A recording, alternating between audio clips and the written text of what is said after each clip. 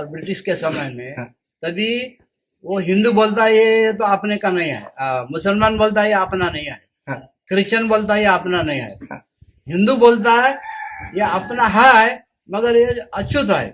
तो इसको क्या करने का ब्रिटिश बोला, तो बोला ऐसा ही रखो हिंदू बोल के, छूत अछूत है मगर हिंदू बोल के, क्यों ये संडास साफ करने वाला और गाय बैल मरा हुआ मरीज खींचने वाला, साफ सफाई करने वाला, और ये लोग का सब जो ब्राह्मण का परवरिश करने वाला ये जमाता है वो 5 करोड़ निकला।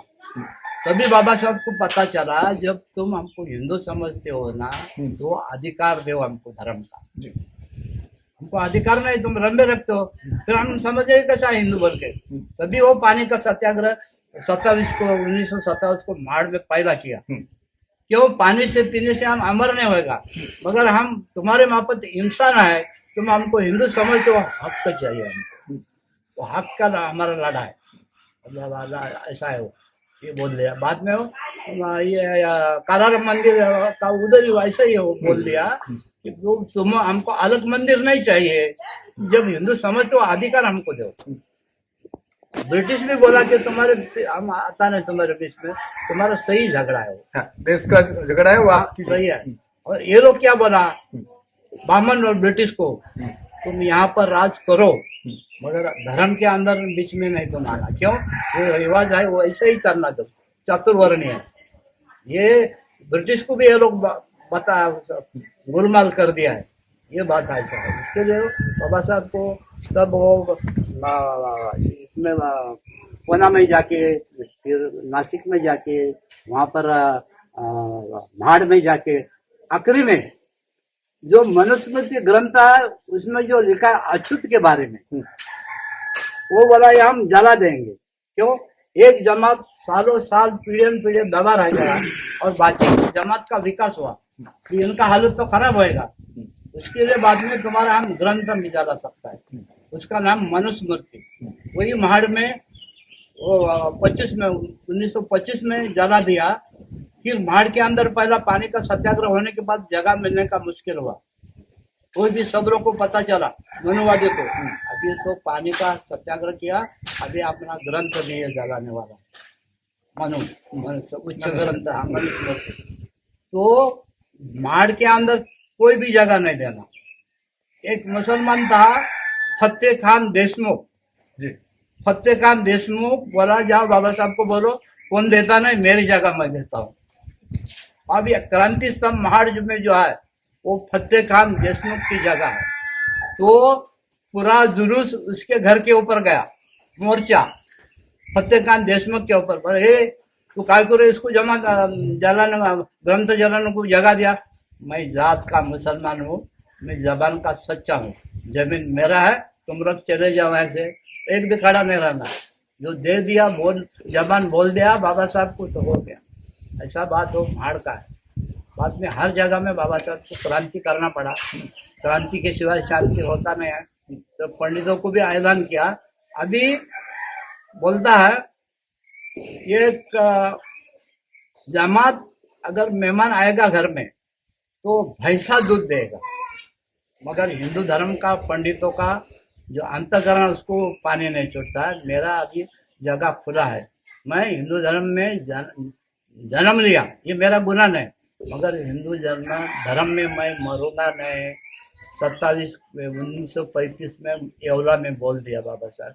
35 से 56 तक पूरा उसको तैयार करना पड़ रहा, क्रांति का सब जमात का करना। और फिर उधर बोरीवली में पगोड़ा है, गोया का गुरु जी का एक मुलाकात आज मैंने लिया था बाबा साहब के बारे में।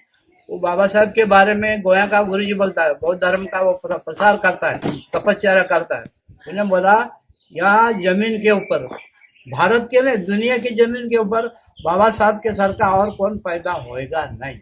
क्यों, तुम कहीं भी धर्म देखो, वो धर्म का दीक्षा लेने के लिए खुद बुद्ध ने 5 आदमियों को दिया दीक्षा, मगर एक समय मैं भारत बौद्धमय करेगा बोल के ऐलान करके एक समय में 5 लाख, न यीशु ने दिया दीक्षा, न इस्लाम ने दिया, न सिख ने दिया, कोई धर्म में जो धर्म गुरु है उसने किसी खुद जो बाबा साहब ने बुद्ध का दीक्षा लिया वो 5 भिक्षु को पैदा दिया एक समय में।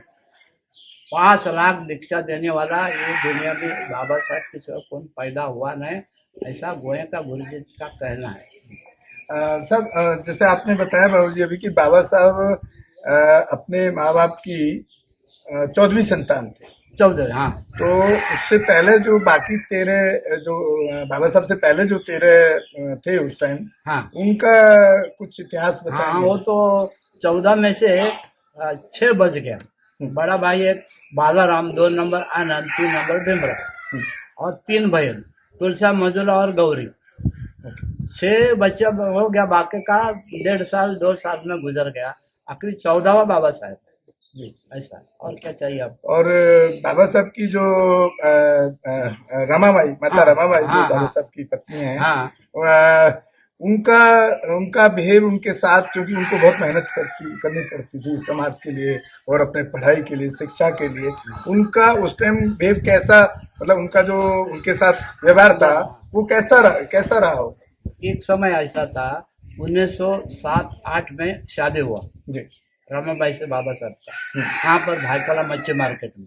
क्यों? हल के लिए पैसा नहीं है, मच्छी का बाजार भरने के पैसे मुंबई में भाईकला, मुंबई में भाईकला मच्छी मार्केट, वो सब फला बेला डाल दिया। फिर वो शादी होने के बाद फिर मच्छी मार्केट चालू हुआ, ऐसा है। तभी वो शादी होने के बाद उनका जो ससुर मज बाबा रामजी बाबा ने बोला है, देख ये पढ़ता है, इसका पढ़ाई में रुकावट नहीं आना चाहिए, तुझे जो कुछ चाहिए मेरे पास बोलना। उनको कभी उसके पास मांगना नहीं कुछ। वैसा ही वो उन्होंने दिन निकाला, जैसा बाबा साहब के साथ बर्ताव किया, बाबा साहब का सेवा किया, अपना ससुर का सेवा किया, पूरा परिवार में सेवा किया। मतलब माता रमाबाई बहुत ज्यादा समर्पित थी परिवार के लिए और बाबा साहब के प्रति, माता, हाँ देश के प्रति भी कह हाँ सकते जी, हैं हाँ कि जी। बाबा साहब की वजह से देश में बहुत बदलाव आया है। बहुत बदलाव। अगर रमाई नहीं होता तो इतना पढ़ाई पे नहीं बाबा साहब का होता। जो मोमबत्ती जलती है ना, वही रमाई है, और ऊपर जो जो प्रकाश पड़ता है वो बाबा साहब है। रमाई बहुत जला, बहुत से आदमी आकर उनका याद में रोते आके। और बड़ा त्याग है सर, बाबा साहब और माता रमाबाई के कितने मतलब बच्चे थे? 5 बच्चे थे, यशवंत, गंगाधर, रमेश, इंदू और राजरत्न। 5 बच्चा बाबा साहब को हुआ, उसमें 4 वो डॉक्टर के पास पैसा नहीं, बच्चों को खिलाने को दूध नहीं, 4 बच्चा गुजर गए। एक जो रह गया यशवंत को 4 बच्चा, प्रकाश है, रमा है, भीमराव, आनंद, 4 बच्चा अभी है। ऐसा है। और आप बोले 2 बच्चे, तो मतलब उनकी बेटी, बाबा साहब की बेटी भी? हाँ, बेटी का नाम इंदू था। हाँ, वो थी आखिरी का नहीं, यशवंत रह गया। रमेश, गंगाधर, इंदू और राजरत्न, चारों बच्चा। अच्छा, 5 में से 4 एक्सपायर हो गए। इसका मतलब क्या है, वो उनके पास डॉक्टर का बिल थक गया और बच्चों को पिलाने को दूध नहीं, कुपोषण मतलब इतना बुरा स्थिति में है परिवार। घर में गरीबी है, घर चलाना मुश्किल हुआ। जब माड़ का सत्याग्रह हुआ ना, माड़ का सत्याग्रह हुआ, तभी 3-4 दिन बाबा साहब माड़ में रह गया। क्यों? उधर रायगढ़ में शिवाजी महाराज का समाधि देखने को गया था। वहां से आने के 3 दिन में आने के बाद सब अफवाह फैल गई कि उधर मारा मारी हो गया, तो बाबा साहब को भी मार लगा। वो राजगढ़ में रमाबाई को मालूम हुआ, वो भगवान का आलोचना करके 3 दिन कुछ खाया पिया न सोया। जब भी मैं बाबा को अपना साहब को देखे, तभी हम छुएगा अनाज को, तो जो कार्यकर्ता है ना, वो लोग को पता चला। तो बाबा साहब वहां से सत्याग्रह से आया, तो दामोदर हल में आ गया, उसका हाफिज था। वो कार्यकर्ता बोला, बाबा साहब रमाई बाई ने 3 दिन कुछ खाया नहीं है, अरे जाके उधर मुंह बताओ तुम। फिर जाके देखा तो 3 दिन बिस्तर पर पड़ी है राजगृह में, और बाबा साहब आ गया। फिर आ गया, उसका भी हालत खराब हुआ बाबा साहब का। 3 महीना बाबा साहब को चक्कर आता था। क्यों? तो साक्षी वाला लाना पड़ता है। जो कौन ये तालाब है ना, ये गवर्नमेंट का है, खुद का नहीं है। वो साक्षी वाला भी वो जमा करने का था। इतना भागदौड़ हुआ। आगे की बात सुनिए। कोर्ट में गया वकील करने को, वकील का काम चलता था ना, वो बड़ा बड़ा वकील बड़ा बड़ा केस उसको देने के लिए नाराज हुआ। कौन जैसा क्या कुछ गुनेगार आदमी है ऐसा कोर्ट में जाके बड़ा बड़ा वकीलों एक बाजू में उसके कुछ बातें नहीं करता। और पानी पीने का बर्तन अलग रखा। वो महाराज था, वो पहला कप में देता था चाय, वो गिलास में देने को लगता। तो बाबा साहब कुछ दिन में कोर्ट में जाने का छोड़ दिया। बाबा साहब क्लास चला था, बाटली बॉय का, वो क्लास भी बंद हुआ। अभी उसको इतना नौबत आ गया तो वो 2-3 महीना माड़ में जाने के लिए, बम्बई से जाने के लिए चक्कर आता था उसको। इतना हालत खराब हुआ उस सत्याग्रह करने के बाद माड़ का, ऐसा हालत खराब हुआ। फिर क्या करेगा, अभी तो घर में गुजारा करने के लिए कुछ मांगता है ना, परिवार चलाने के लिए, तो खालसा कॉलेज में प्रोफेसर का नौकरी पकड़ा। इतना हालत खराब। बाबा साहब इतना, क्योंकि वो इतने, उनका इतना बिजी शेड्यूल हो गया उस टाइम में, कि पूरे देश के लोगों को जागरूक करना, उनको अधिकार दिलाना, फिर संविधान लिखना, तो बाबा साहब फिर यहाँ आते थे, टाइम निकालते थे आने के लिए? कभी आए क्या? सही बात आपने पूछा। बाबा साहब 5वीं कक्षा में गए और 9वीं कक्षा तक बच्चों को गर्मी का जब छुट्टी गिरता है तभी बम्बई से सूबेदार ये घर में लाता था बाबा साहब को और पूरे परिवार को 2 महीने के लिए। कहाँ से? पानी के जहाज से उधर दाभोल बंदर, वहां से बैलगाड़ी में चल के उधर दापोली में एक घर है मेरे के साथ, उधर रहने के बाद अभी गांव में चले जाएंगे। फिर 61 किलोमीटर बच्चों को लेके आता था यहाँ पर। दापोली ये गांव 61 किलोमीटर है और पैदल चलने का, घोड़ा गाड़ी बैलगाड़ी साइकिल कुछ नहीं चलता है। पहाड़ का रास्ता है, आड़ा टेढ़ा, वहां से आते थे। 2 दिन लगता था एक पहचान के जगह पर रहने का, बस्ती करने का, दूसरे दिन आता था। 2 महीना गुजर जाता था। आखिरी में बाबा साहब जो आए, बहुत से आदमी को गांव में मालूम नहीं, आखिरी में बाबा साहब आ गए 2 नंबर भाई का शादी में। उसका नाम आनंद। जो बड़ा भाई है बालाराम आम्बेडकर, उनका शादी बम्बई में किया रामजी बाबा ने। तो 2 नंबर भाई बाबा साहब का जो आनंद के शादी में बाबा साहब 8वीं-9वीं कक्षा में आए, यहाँ पर आए। सब लोग परिवार के आदमी चल के आए। तो जब हिंदू धर्म था, नीचे देवी का देवल आधा डजन देव है हिंदू धर्म का है ना, तो जिस दिन दूल्हा शादी को निकलता है वो सब परिवार रिश्तेदार आ गए, शादी को दूल्हा तैयार हुआ। बाबा साहब हमारे बुजुर्ग करते हैं कि उसके हाथ में हमेशा बुक है पढ़ाई के लिए। सुबह 6 बजे नहा के वो देवाल में जाके वो देवी का सब कचरा बिचरा निकाल के विज्ञान का आराधना करने के लिए गए, देवी का नहीं। वो पढ़ाई करते करते सुबह सब तैयार हुआ। अरे वो भीमराव है, किसको बोला तो नहीं। उधर सबके ढूंढ के आया सबने, बाराती बल के भाई का शादी को जाने, चल तेरे लिए सब रुक गया है। फिर आ गया, नहा के गया था, फिर हाथ पाँव धोया, दूसरा नया कपड़े डाला। ये पहाड़ से चल के गया बाबा साहब। किधर? माड़ के जगह में गोमेंडी गांव है। 2 नंबर भाई का औरत, उसका भाभी, वो उधर गए। फिर बाराती गए, पहाड़ी इलाका, एक दिन वापस न आए, दूसरे दिन वापस आ गए, 4 दिन रह गए। दूल्हा दुल्हन परिवार के लोग यहाँ से चल के दापोली बैलगाड़ी से दाभोल बंदर और पानी के जहाज से बम्बई, वहां से दबक चाल छोड़ दिया। BIT 4 नंबर 1 खोली नंबर 50-51 उधर रहते थे। और जब से रमाबाई का उनका शादी होने के बाद रमाबाई ये गांव में नहीं आया और बाबा साहब उसके ससुराल में नहीं गया। वो अपना परिवारों के लिए और पढ़ाई के लिए समय चले गए, ऐसा वो समय था। साथियों देखिए, मेरे साथ एक बाबा साहब के फैमिली के और हैं, तो मैं आपसे उनका भी परिचय कराने वाला हूँ। बाबू जी, जय भीम। जय भीम। आपका नाम क्या है? यशवंत सकपाल। हाँ। ओके, और बाबा साहब से क्या आपका रिश्ता है? आजूबा है, दादाजी है बाबा साहब। दादाजी। हाँ। और आपका उम्र कितना हुआ? 85। बाबा साहब को देखे आप? नहीं, आप भी नहीं देख पाए। ओके।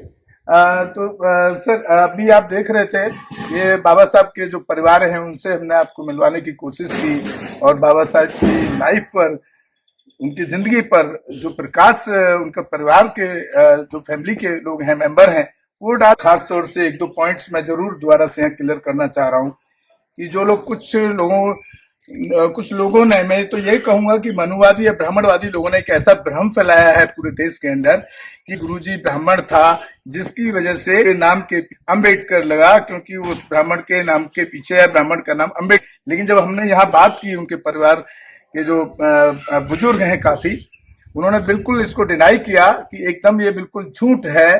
तो कहीं ना कहीं यहाँ ये दिखता है कि जब भी कोई किसी भी समाज का व्यक्ति बहुत बड़ी ऊंचाइयों पर विश्व लेवल पे पहुंचता है, तो ब्राह्मण कहीं ना कहीं से उसको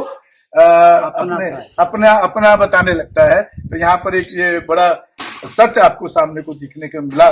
और हमारे जय चौहान जी कैमरामैन साहब से कहूंगा मैं, एक बार पूरा जो बाबा साहब का पूरा जो घर है और यहाँ जो स्मारक बनाया गया है, उसको दिखाने का एक बार पूरा प्रयास करें।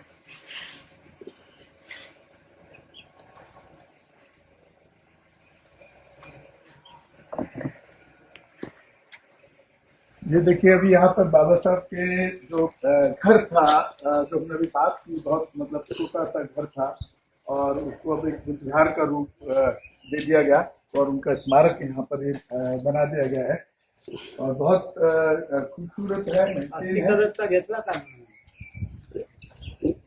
तो साथियों, आप हमारे चैनल अंबेडकर नेशन पर हमने आपको मिलवाया आज परिवार से और उनका जो पुराना घर है, जहाँ से पूरा बाबा साहब का इतिहास शुरू होता है, उस घर को जो अब राष्ट्रीय स्मारक के रूप में स्थापित कर दिया गया है, उसको हमने दिखाया।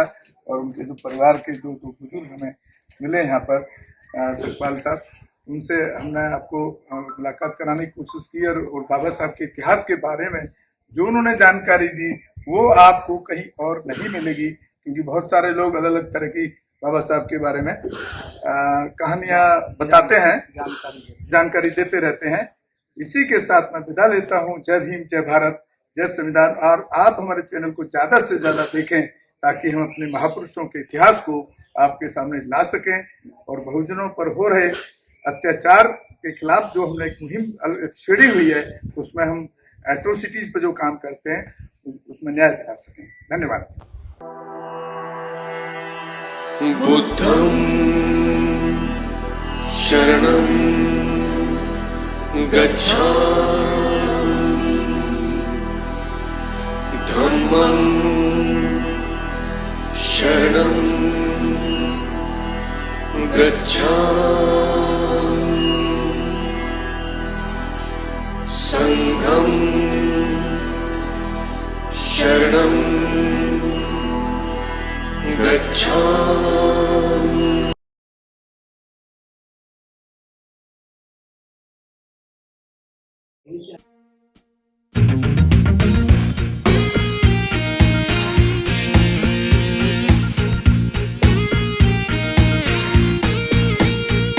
हमें रोको मत, हमें टोको मत, हमें आगे बढ़ते जाना है।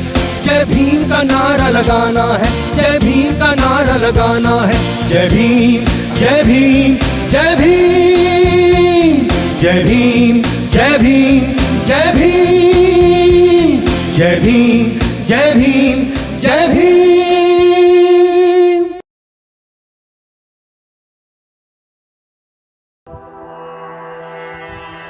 बुद्धं शरणं गच्छामि, धम्मं शरणं गच्छामि,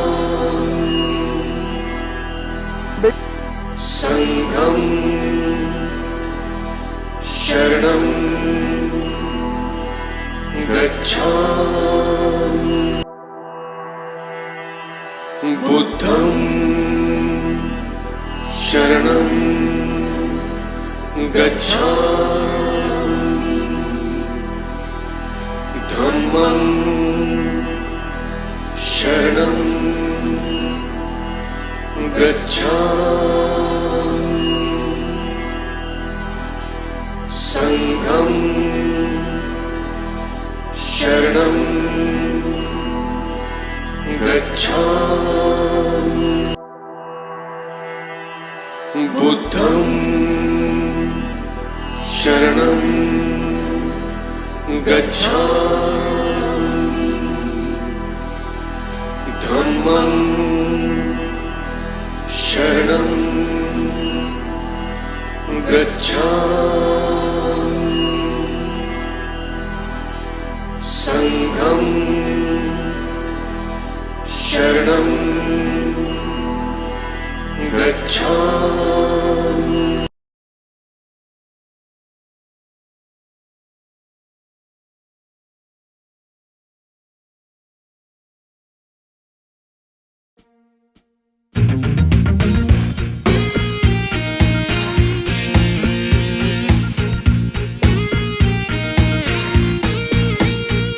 हमें रोको मत, हमें टोको मत, हमें आगे बढ़ते जाना है। जय भीम का नारा लगाना है, जय भीम का नारा लगाना है। जय भीम, जय भीम, जय भीम, जय भीम, जय भीम, जय भीम, जय भीम, जय भीम, जय भीम।